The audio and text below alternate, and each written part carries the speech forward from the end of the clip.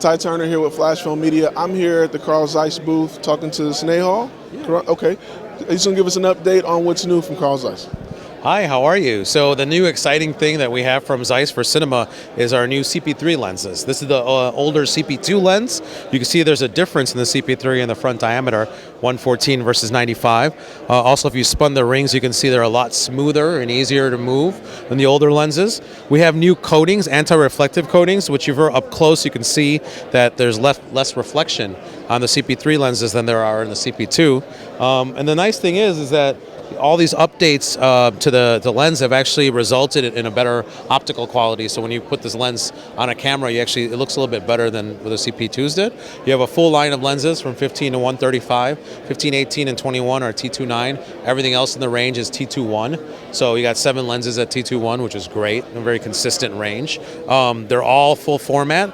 That means they cover a really large image circle, 5D or a VistaVision 8K sensor from Red, for example. They're all interchangeable mounts, so you can change the mounts. So I can just get a mount kit like this one, and in here you'll actually see that this is like an EF mount kit, for example, and you get a shims in that, so you can do the balancing of the back focus. You get extra screws, and you get the kit itself, the mount kit itself, with the cap that you need. So we give you everything to do it yourself. So it takes about 5 minutes to change the mount, and the mount choices you have for every lens in the CP3 line is PL mount, positive lock mount. You have EF for Canon, F for Nikon, E mount for Sony, which is really important nowadays with the FS7, A7S, and other cameras, and Micro Four Thirds. So you have a lot of different choices of how you can use the lenses.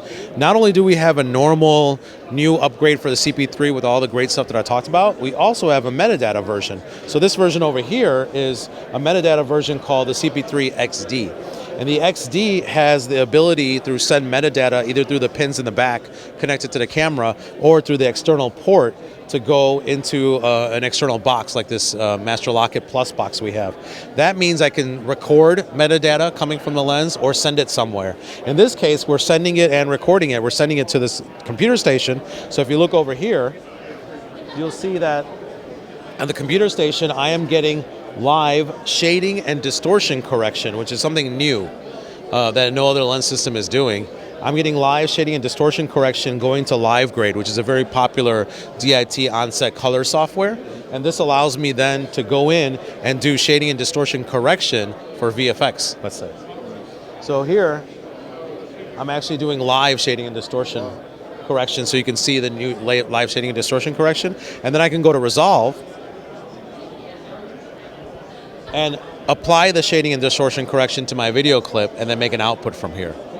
So that means I can actually create files for editorial that are unshaded and undistorted or for VFX. So what are the uses for this? Well, for example, if you're using it for a commercial, if you want an all-white background, you might unshade the image so that even though your lens is shading and making the edges darker, you might want it all clean and white, right? For like a cosmetic commercial. So this will show you a live version of that, and you can save that look. And it's all metadata, so it's non-destructive to the video file.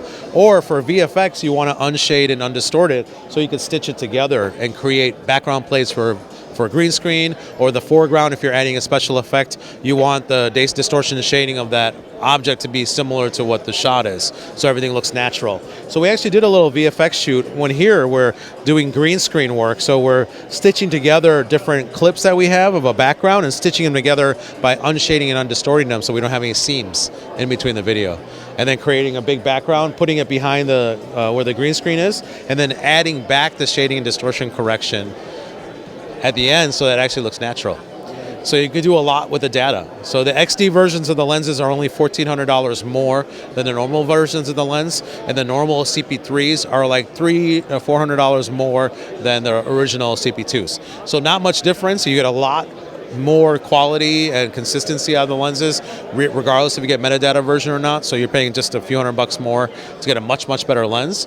But at the same time, you have the ability to also go to XD and get metadata. So it's quite exciting for us, because this is the kind of stuff people have been asking for, and we're essentially getting rid of, with this system, the need for shooting charts, and we're giving the tools of like a high budget Hollywood movie down to like any level, anyone that wants to use it, with the full format lens that works on any camera system.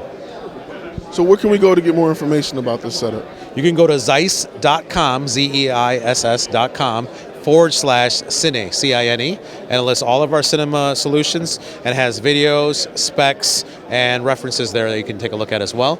We have instructions on how to change mounts, we have videos, and of course on our Vimeo page for Carl Zeiss lenses, you're going to see a lot of information and videos that show you how all this stuff works. Perfect. Thank you for your time today. Thank you. Flash Film Media, inspired by passion, driven by results.